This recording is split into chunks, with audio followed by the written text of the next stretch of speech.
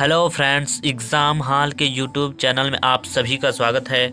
जितने भी विद्यार्थी क्लास 10th की तैयारी कर रहे हैं उन सभी विद्यार्थियों के लिए ये वीडियो काफ़ी महत्वपूर्ण है। इस वीडियो में हम लोग क्लास 10th साइंस के मोस्ट इम्पॉर्टेंट क्वेश्चन डिस्कस करेंगे। तो चलिए वीडियो को बिना देरी करते हुए वीडियो को स्टार्ट करते हैं। इस वीडियो में हम लोग जितने भी क्वेश्चन पढ़ेंगे वो अम्ल क्षार पर होंगे, यानी अम्ल और क्षार से संबंधित क्वेश्चन होगा। ठीक है, तो चलिए स्टार्ट करते हैं। तो देखिए यहाँ पर आप लोग देख सकते हैं, यहाँ पर हमारा पहला क्वेश्चन है, अम्ल नीले लिटमस को करते हैं, यानी अम्ल जो होते हैं नीले लिटमस को क्या करते हैं। ऑप्शन नंबर फर्स्ट में है क्या, यानी ए में दिया गया है लाल, ऑप्शन नंबर बी में है रंगहीन, और ऑप्शन नंबर सी में दिया गया क्या नीला, और ऑप्शन नंबर डी में दिया गया है कोई प्रभाव नहीं।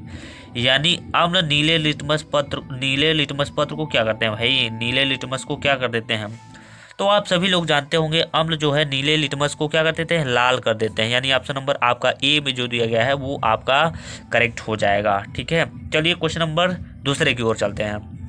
तो यहाँ पर आप लोग देख सकते हैं क्वेश्चन नंबर दूसरा दिया गया है, अम्लीय विलयन का पीएच मान, क्या बोला है, अम्लीय विलयन का पीएच मान है, यानी अम्लीय विलयन मान का पीएच मान कितना होता है, अम्लीय विलयन का पीएच मान कितना होता है। ऑप्शन नंबर ए में दिया गया है 0, ऑप्शन नंबर बी में दिया गया है 7, और ऑप्शन नंबर सी में दिया गया है क्या 7 से कम, और ऑप्शन नंबर डी में है 7 से अधिक। तो आप सभी लोग जानते होंगे क्या अम्लीय, देखिए अम्लीय कब होता है, जब 7 से कम होता है तो वो होता है अम्लीय, और जब 7 से अधिक होता है तो उसे हम लोग बोलते हैं क्या, क्षारीय बोलते हैं।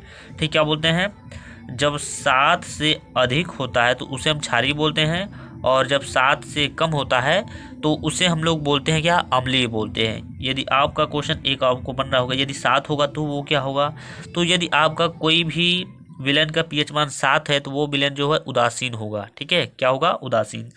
तो यहाँ पर हम देख ये आप ऑप्शन नंबर हमारा फर्स्ट दिया गया है क्या 0, ऑप्शन नंबर सेकंड है 7, और ऑप्शन नंबर थर्ड में दिया गया है क्या, यानी सी में 7 से कम। तो ये 7 से कम ही हमारा क्या हो जाएगा, इस क्वेश्चन का राइट आंसर हो जाएगा, क्योंकि यहाँ पर अम्लीय यानी अम्लीय विलयन का पीएच मान पूछा है। तो मैंने बताया भी अम्लीय कब होगा, जब 7 से कम होगा। तो 7 से कम यही वाला ऑप्शन दिया गया ना, ऑप्शन नंबर सी आपका क्या हो जाएगा, करेक्ट हो जाएगा। ठीक है, चलिए क्वेश्चन नंबर तीसरे को देखिए।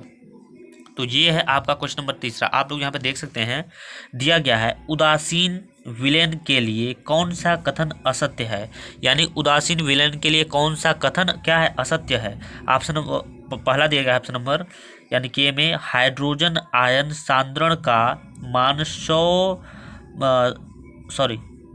10⁻⁷ मोल प्रति लीटर होता है। ठीक है, ऑप्शन नंबर बी में दिया गया क्या, हाइड्रॉक्सिल आयन सांद्रण का मान 10⁻⁷ मोल प्रति लीटर होता है। ऑप्शन नंबर सी में दिया गया है पीएच मान 0 होता है, और ऑप्शन नंबर डी में है पीएच मान 7 होता है। ठीक है, तो देखिए उदासीन मैंने अभी बताया, उदासीन किसको होता है, उदासीन कब होगा, किसी भी विलयन का उदासीन वो तभी बोला जाएगा जब उसका क्या होगा, उसका पीएच मान कितना हो जाएगा, 7 हो जाएगा। तो यहाँ पर आप लोग ऑप्शन नंबर डी देख रहे हैं, पीएच मान इसका 7 है, और हाइड्रोजन आयन का सांद्रण यहाँ पर भी आप 10⁻⁷ देख सकते हो, इसमें भी 7 है। जो ऑप्शन नंबर आपका थर्ड बोला यानी तीसरा सी में दिया गया है पीएच मान 0 होता है। तो भाई पीएच मान 0 कहाँ होगा, वो 7 से जैसे ही नीचे आया वो जो अम्लीय कहलाएगा ना, तो उदासीन की तो यहाँ पर बात ही नहीं होगी फिर। ठीक है, तो यही आपका ऑप्शन जो है यहाँ पर असत्य बोला गया है। ठीक है, क्योंकि उदासीन विलयन का पीएच मान होता है कितना भाई, 7 होता है। ठीक है, तो यहाँ पर 0 तो बिल्कुल नहीं होने का कोई चांस ही नहीं। तो ऑप्शन नंबर आपका थर्ड है यहाँ पर असत्य दिया गया है, तो ये हो जाएगा आपका करेक्ट आंसर हो जाएगा। ठीक है, चलिए क्वेश्चन नंबर चौथे की ओर चलते हैं।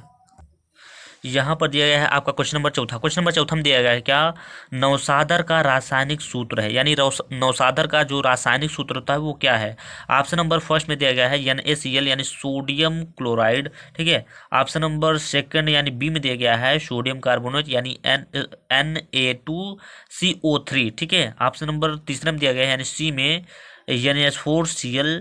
ठीक है, और ऑप्शन नंबर चौथे में दिया यानी डी में दिया गया है Na2SO4। तो नौसादर का जो फार्मूला होता है वो होता है NH4Cl, यानी कि ऑप्शन नंबर जो आपका तीसरा यानी सी दिया गया है वो हो जाएगा करेक्ट आंसर। ठीक है, चलिए क्वेश्चन नंबर 5 को देखिए। क्वेश्चन नंबर 5 में क्या दिया गया है, क्वेश्चन नंबर 5 में दिया गया है, बहते हुए रक्त को बहते हुए रक्त को रोकने में उपयोगी यौगिक है। यानी जो मतलब बहता रक्त है कोई, वो बह रहा है, तो उसको रोकने के लिए कौन से यौगिक का हम प्रयोग करेंगे? तो ऑप्शन नंबर फर्स्ट में दिया गया है क्या, खाने वाले सोडा का। ऑप्शन नंबर सेकंड यानी बी में दिया गया है नवसादर का। ऑप्शन नंबर सी में दिया गया है क्या, धावन सोडा का।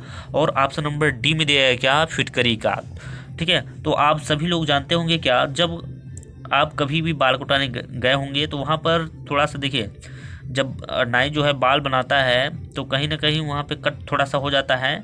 ठीक है, गाल पे या फिर कहीं पे लग जाता है थोड़ा सा, मतलब वो पत्ती जो लग जाता है ना, तो वो क्या करता है, वो फिटकरी लगा देता है। आप देखे होंगे जब बाल कटवाने गए होंगे तो जब पूरा बाल काट देता है तो लास्ट में दाढ़ी मूछ जब बनाता है जिसका, तो उसके गाल में क्या होता है, फिटकरी लगा देता है, ताकि जहाँ भी कटा पीटा जो स्थान रहे वहाँ पर क्या हो जाए, वो रक्त जो बहता है वो उसको रोक देगा फिटकरी को, है ना। तो इस क्वेश्चन का जो राइट आंसर हो जाएगा वो हो जाएगा ऑप्शन नंबर डी हो जाएगा। ठीक है, चलिए क्वेश्चन नंबर 6वें की ओर चलते हैं।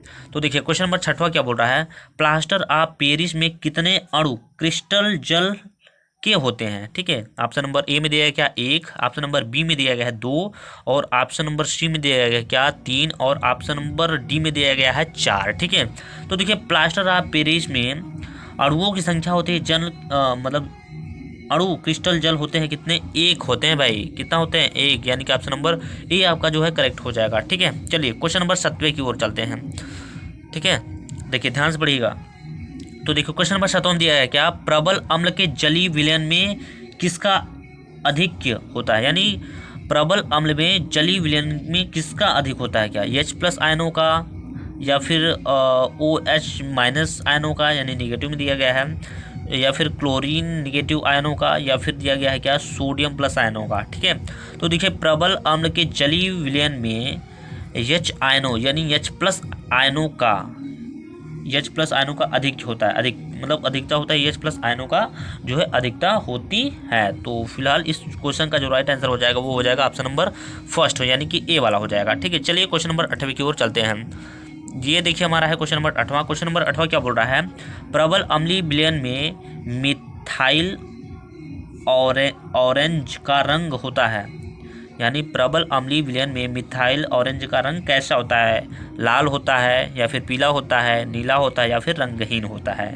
ठीक है, तो इस क्वेश्चन का आप लोग आंसर बताने की कोशिश कीजिएगा। ठीक है, तो देखिए प्रबल अम्लीय विलयन में मिथाइल ऑरेंज का रंग जो होता है वो होता है क्या, लाल होता है भाई। कैसा होता है, लाल होता है, यानी ऑप्शन नंबर फर्स्ट जो दिया गया है लाल, वो आपका करेक्ट हो जाएगा। ठीक है, चलिए क्वेश्चन नंबर 9वें की ओर चलते हैं। ये है हमारा क्वेश्चन नंबर होगा, आप देख सकते हैं यहाँ पर। ठीक है, क्वेश्चन नंबर 9 क्या बोल रहा है, विरंजक चूर्ण पर तनु सल्फ्यूरिक अम्ल की अभिक्रिया से निकलती है। यानी विरंजक चूर्ण पर तनु सल्फ्यूरिक अम्ल की अभिक्रिया कराया जाता है तो क्या निकलता है भाई? तो ऑप्शन नंबर ए में दिया गया है क्या, हाइड्रोजन यानी H2। और ऑप्शन नंबर बी में दिया गया है O2 यानी ऑक्सीजन। और ऑप्शन नंबर सी में दिया गया है क्लोरीन यानी Cl2। और ऑप्शन नंबर डी में दिया गया है कार्बन डाइऑक्साइड यानी CO2 दिया गया है।